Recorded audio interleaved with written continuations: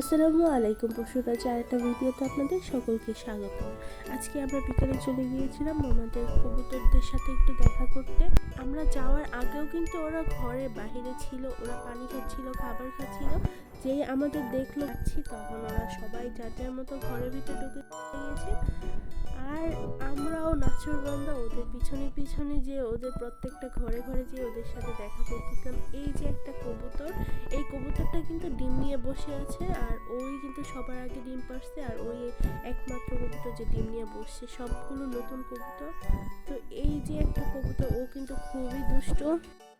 আমরা গিয়েছি ওদের সাথে দেখা করতে, আর ওরা উড়াউড়ি করতেছে, আমাদের ভয় পাচ্ছে। আসলে আনার পরে তো মাত্র 10 দিন হয়েছে, ওরা আমাদের ভালো করে এখনো চিনে নাই, তো ওরা এখনো ভয় পায় আর কি, তাই আমাদের দেখে একটু উড়াউড়ি করে বেশি বেশি।